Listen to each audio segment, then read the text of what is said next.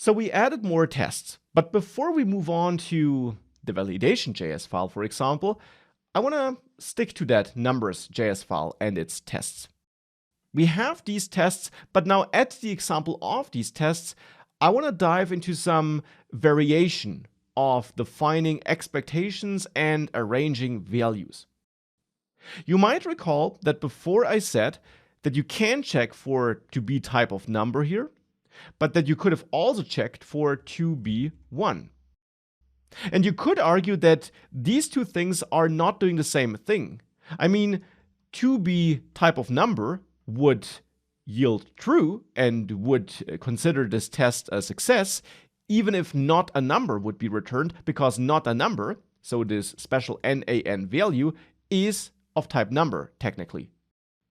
So my test here would still work, even if I, for whatever reason, always return not a number, or if I had some kind of calculation in there that accidentally returns not a number.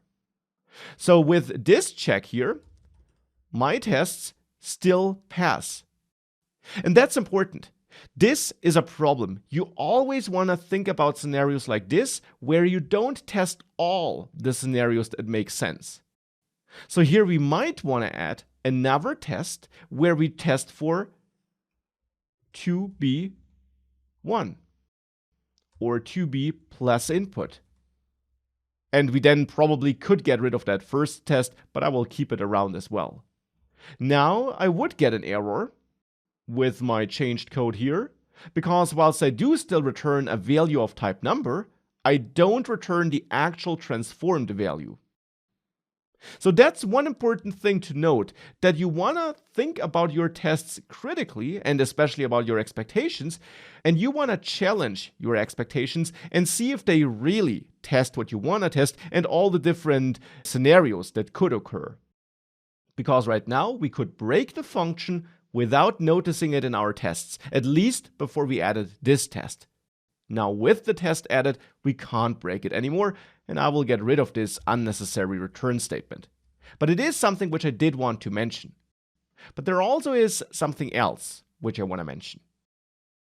Besides thinking critically about your tests and challenging your expectations to make sure that you're really testing what you want to test, you can also sometimes add multiple expectations to one and the same test.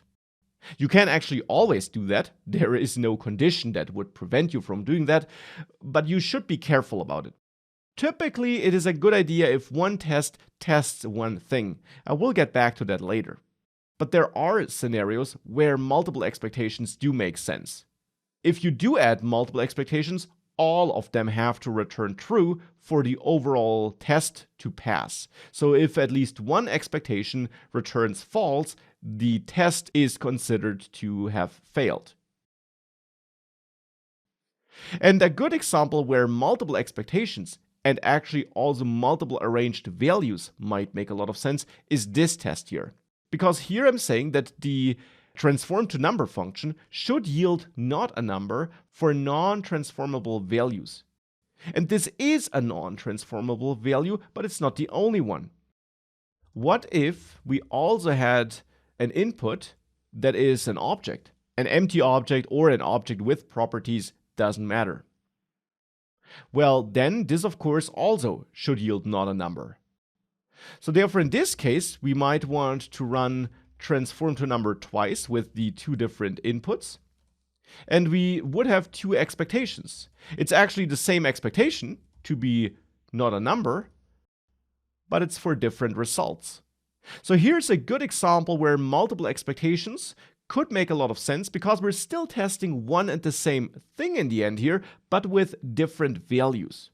Of course, alternatively, you could write two separate tests, and that would be fine as well, but this is a scenario where I do like to have multiple expectations because we are testing one and the same thing in the end.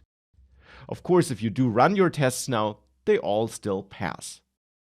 Now, to come to an end for this basic introduction here, before we then dive into more important aspects of testing, I want to move on to this validation.js file, and again for you, as a challenge, write some tests for the two functions you have in there. And that's important. Here we have two functions in that file. You should write tests for both functions, and in the next lecture, I will share my solution with you, and I will then dive into another important concept that become important once you test multiple things in the same file.